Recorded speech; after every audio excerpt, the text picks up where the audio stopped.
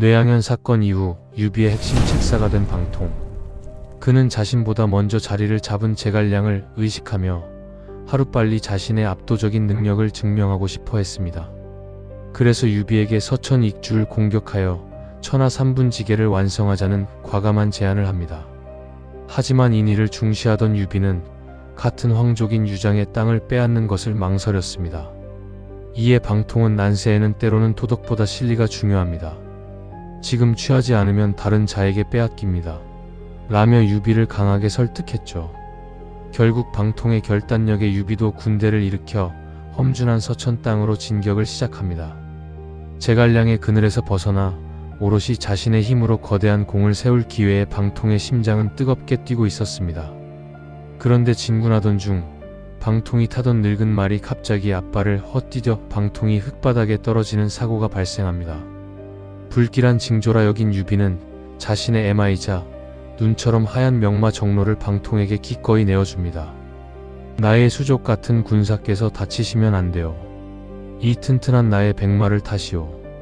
군주의 거룩한 배려에 감격한 방통은 하얀 백마에 올라타며 자신의 목숨을 바쳐서라도 이번 전투를 승리로 이끌겠다고 굳게 다짐합니다. 방통이 이끄는 군대는 울창한 숲이 우거진 아주 좁고 음산한 협곡에 다다랐습니다. 양옆으로 깎아지른 절벽이 늘어선 이곳은 한눈에 보아도 적들이 매복하기에 너무나 완벽한 사지였습니다. 왠지 모를 서늘하고 불길한 기운을 느낀 방통이 길잡이에게 물었습니다. 이곳의 지명이 무엇이냐?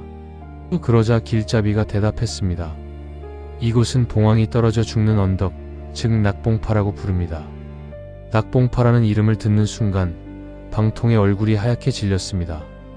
나의 호가 바로 봉황의 새끼인 봉추가 아니던가. 내 이름이 떨어질 곳이라니 당장 군대를 물려라. 하지만 방통이 다급하게 군대를 돌리려던 찰나 절벽 위에서 소름 돋는 북소리가 울려 퍼졌습니다.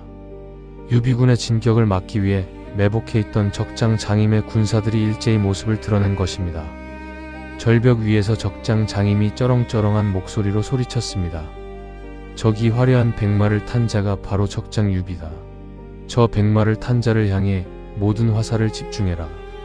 방통이 유비의 하얀 명마 정로를 타고 있었던 것이 오히려 치명적인 독이 되고 말았습니다. 수백 수천 개의 화살이 맹렬한 소리를 내며 오직 백마를 탄 방통 한 사람을 향해 빗발치듯 쏟아져 내렸습니다. 피할 틈도 없이 무수히 많은 화살을 온몸에 맞은 방통. 천하를 호령할 천재 전략가는 자신의 능력을 채 다 펼쳐보지도 못한 채 낙봉파의 흙먼지 속으로 피를 토하며 허무하게 쓰러지고 말았습니다. 그의 나이 불과 36이었습니다. 뒤늦게 비보를 듣고 달려온 유비는 벌집이 된 방통의 시신을 부둥켜 안고 피눈물을 흘리며 통곡했습니다.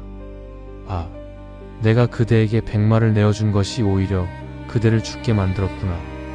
제갈량보다 먼저 큰 공을 세우고 싶었던 방통의 조급함. 그 무리한 조급함이 결국 험준한 사지로 그를 몰아넣었고 삼국지 최고의 지략가 중 한 명을 허무한 죽음으로 이끌고 만 것입니다. 아무리 뛰어난 천재라도 마음의 여유를 잃고 조급증에 빠지면 주변의 치명적인 위험을 보지 못합니다. 거대한 뜻을 품었으나 성급함으로 인해 날개를 꺾이고 만 봉추의 비극. 낙봉파의 죽음이 주는 이 뼈아픈 교훈은 경쟁에 쫓겨 조급하게 살아가는 오늘날 우리에게도 묵직한 경고를 던지고 있습니다.